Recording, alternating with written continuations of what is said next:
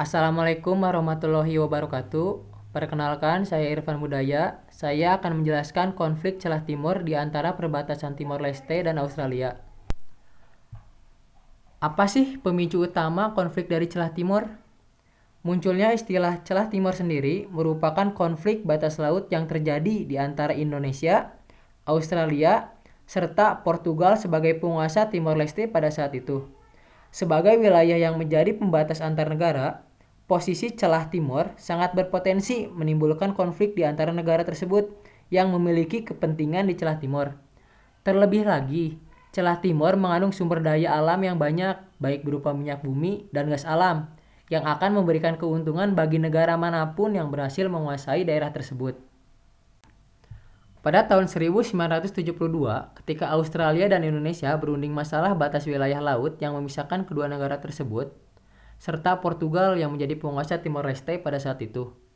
Portugal menolak perundingan tersebut, sehingga menyisakan wilayah yang belum jelas statusnya yang sekarang lebih dikenal dengan istilah celah timur. Dapat dilihat pada gambar bahwa daerah celah timur sendiri digambarkan dengan area berwarna kuning. Portugal menolak perundingan tersebut dikarenakan Portugal menghendaki batas laut yang diukur berdasarkan hukum laut internasional yang menetapkan garis tengah laut antara dua negara, yang digambarkan dengan garis berwarna pink.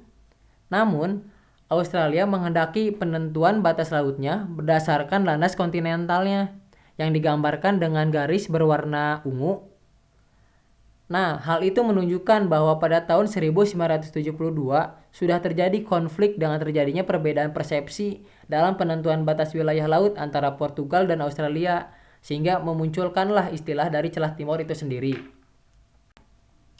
Pada tahun 1975, Timor Leste berada di bawah kekuasaan Indonesia, sehingga Australia dan Indonesia sepakat untuk mengelola celah timur secara bersama-sama di bawah kesepakatan celah timur.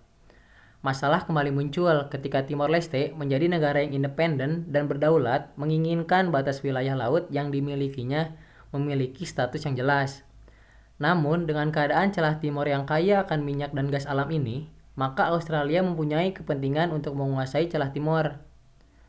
Timor Leste tetap ingin menuntut penentuan batas di celah timur dengan menggunakan hukum batas laut dengan prinsip ZEE, di mana batas laut ditarik sejauh 200 mil dari garis pantai. Karena jarak antara Australia dan Timor Leste tidak lebih dari 400 mil, maka menurut para ahli penentuan batas wilayah lautnya harus ditarik garis tengah di antara kedua negara tersebut.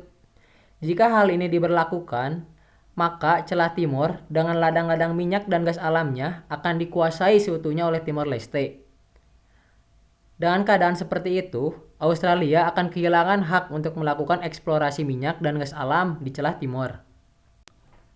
Setelah konflik yang berkepanjangan ini, akhirnya kesepakatan celah timur membuahkan hasil. Kesepakatan bersejarah ini ditandatangani oleh Australia dan Timor Leste yang menerapkan perbatasan maritimnya yang sejalan dengan Konvensi Hukum Laut PBB. Sebelumnya, Australia menghendaki agar perbatasan berada di ujung landasan kontinennya, sehingga membuat perbatasan lebih dekat ke Timor Leste. Namun, perjanjian itu menciptakan batas garis median di bekas celah timur yang menempatkan sumur-sumur minyak dan gas alam berada di perairan yang berdaulat milik Timor Leste. Berkat kesepakatan itu pula, Timor Leste secara praktis akan menerima setidaknya 70% pemasukan dari ladang minyak terbesarnya, yang pada perjanjian sebelumnya pemasukannya dibagi 50% di antara kedua negara.